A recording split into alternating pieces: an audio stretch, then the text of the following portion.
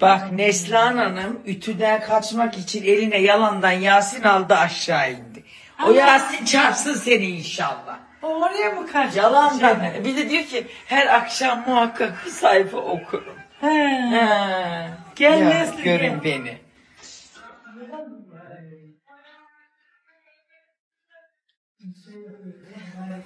Allah sana hidayet dersin.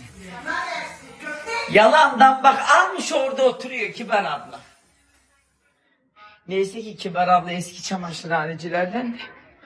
Çok yok 3 sepet daha var bir şey yok. Kilim bırakıyor. Sen de oturma sen de kalk bir ton işimiz var. Bunlar yeni paketten açtığım nevresimler. Tek tek ütülenecek. Ütüyle getirsene. Ütü masam yok Kibar abla. Şurada koltuğun üstünde. Bana bak biri seni rüyasında görmüş. Dünya işleri olur biter. O Allah. Ay Allah razı. Şimdi zaman yani okumadan çıktım. Allah razı olsun. Bunlar dünya işi, dünya telaşı. Bana bak bana. He. Kadını bir tane seni rüyasında görmüş. Neslihan Hanım tabutun içinde yatıyordu. Yeşil örtüyle ağzı burnu. Benden uzak. Olsun o tarafa doğru yaklaş. Gencim daha. Bunlar Ben gencim. benim bekarım var. Genç yaşta dinlemiyor. Bana bak sana demiş ki Neslihan Hanım korkmuyor musunuz birazdan toprağa gireceksiniz demiş ki yok korkmuyorum ama burada biraz daraldım dedim ki o asla darlantıya gelemez de yeşil örtü ağzını burnunu hep örtmüş. Bak demek ki amelin iyi. He.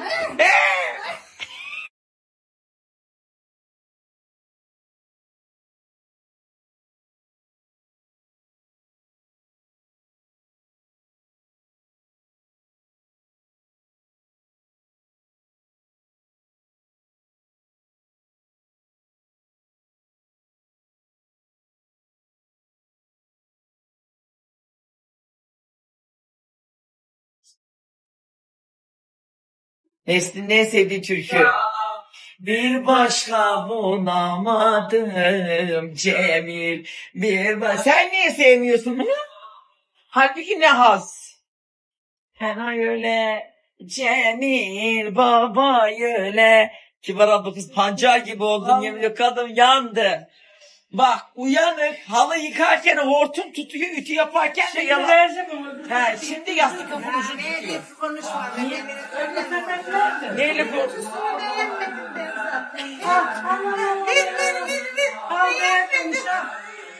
Beğenmeyen kişi alırmış eline işte. Hadi. Kadın çamaşırhanede çalışmış. Ne biçim çalışmış? Bundan sanki savaş ediyor. He hadi bakalım sana hadi. Her ne? Ne var mı? Hayır açıkça yeşil poşetin içinde kaçar. Beğenmemiş. Hadi bana Ha. bir gülben getir. Sen onu tut şalından darlandı. Neyse su istedi dedi ki soğuksa verme. Ben de biraz soğuk koydum.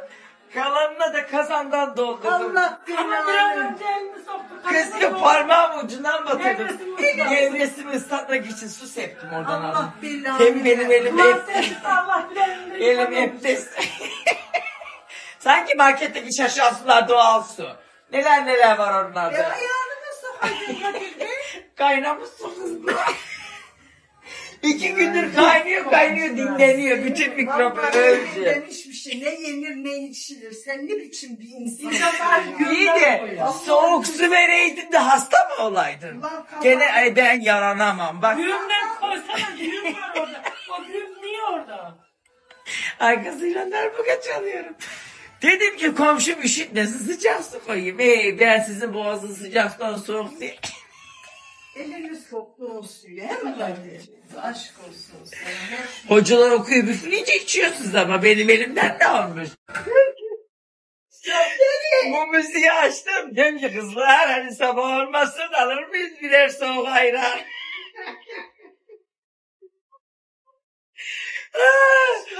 Evet kızlarla bu gece kokuyor. Az kaldır kaldırma. Ay oradaki bak.